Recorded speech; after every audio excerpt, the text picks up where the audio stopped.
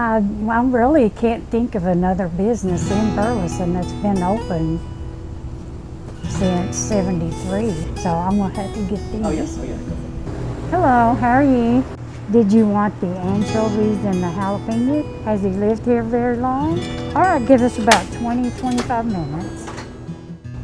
Well, I started working here in August of 1973.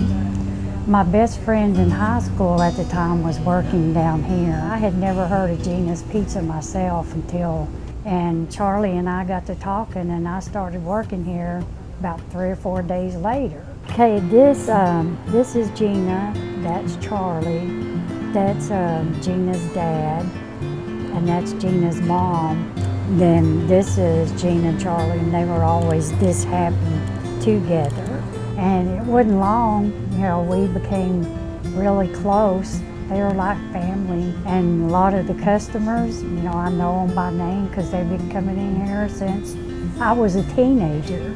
That brings back a lot of memories when Burleson was simple. Everybody knew everybody, and that's all we're trying to bring back is the one-on-one. Hello, how are y'all? How are you doing? All right, thank y'all very much. Y'all have a good evening.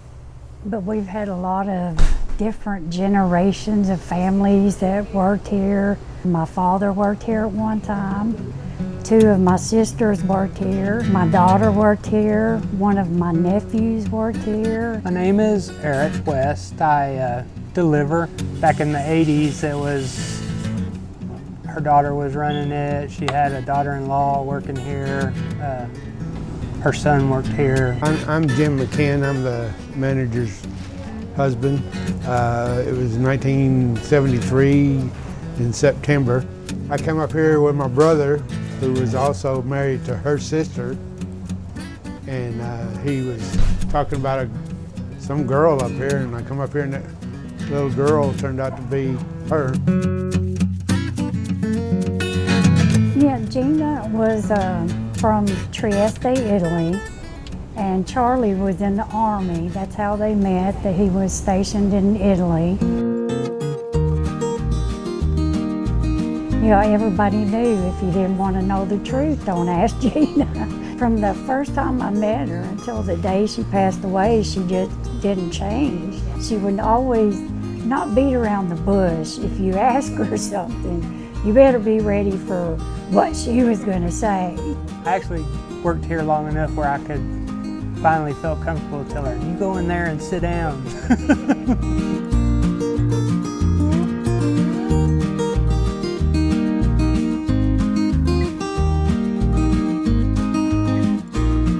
I have an elderly man that's been so scared with the COVID, and I still do, if he decided to come in, I still do curbside, and I will any of the elderly people.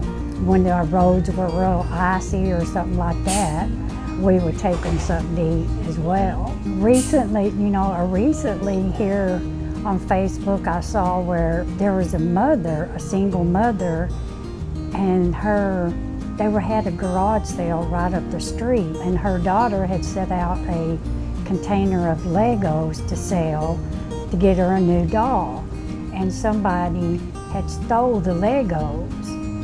So I contacted the mother on Facebook, and we all went in together, and we gave them $50 to the little girl to go get her a doll, and then we bought them a pizza as well.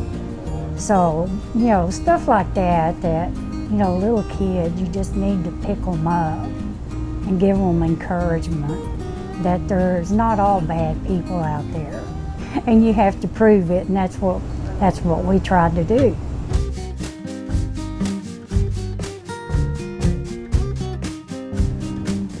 Hello. Good, how are you? Then you really would turn into a chicken. Have a good evening. I won't eat the anchovies and he won't eat the jalapenos. So. Okay.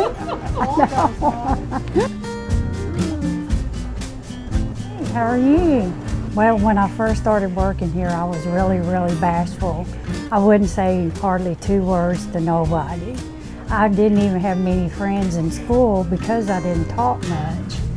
But so what it's brought out in me here, I mean, I can basically go anywhere now and strike up a conversation. Instead of taking a number, we know their name. Because all these chains and stuff, you know, they try to drown out the little guys. And that's what we are, is the little guy. A lot of small businesses, as the bigger businesses come in, the small businesses have closed down. The loyal customers always came back, which that was a thing. That's what keeps us going now, is loyal customers keep coming back, and all they got to do is taste the pizza.